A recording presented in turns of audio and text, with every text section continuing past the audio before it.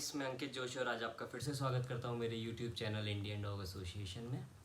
First of all I would like to thank all of you जो आपने इतना अच्छा रेस्पॉन्स दिया मुझे मेरी पुरानी वीडियोस में।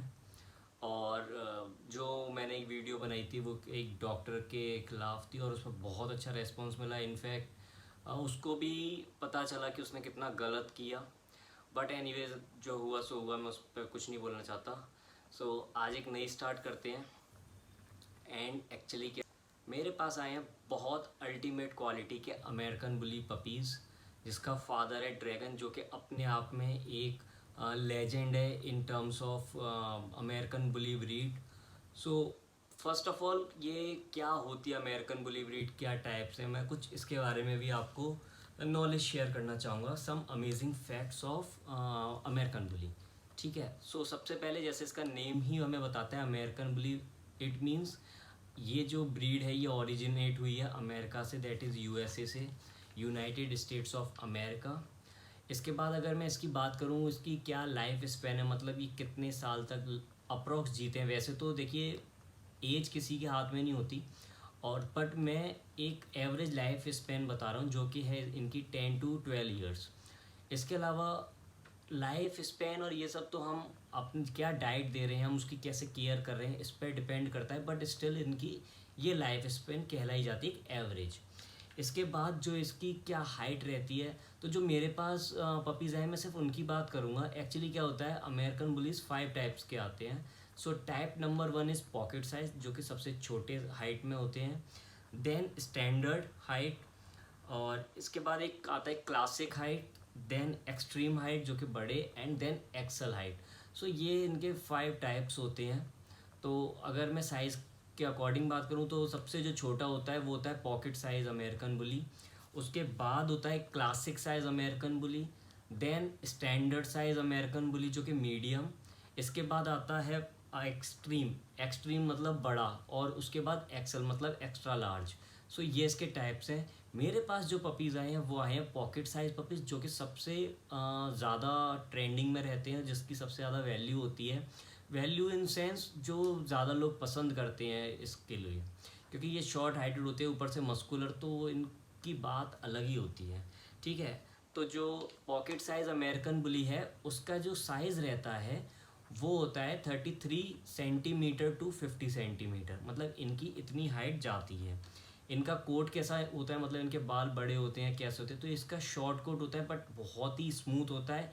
शॉर्ट कोट की मैं एक आपको एडवांटेज बताना चाहता हूँ, तो वो ये है कि हेयर फॉल वगैरह का इतना चक्कर नहीं रहता है कि आपके पूरे घर में बाल ही बाल हो रहे हैं, ऐसा नहीं है। हेयर फॉल होता है बट वो सिर्फ शेडी सीज़न में होता है। तो हर टाइम आपको इसके बालों की दिक्कत नहीं रहेगी, और उस टाइम भी अगर शेडी सीज़न में है तो सिर्फ आप एक बार कॉम्बिंग करिए और वो उसका काम हो जाता है सही। ठीक है। इसके बाद मैं आपको ये बताना चाहता हूँ, क्या ये फैमिली डॉग्स हैं या कैसे डॉग्स हैं। सो यस, ये फैमिली डॉग्स हैं।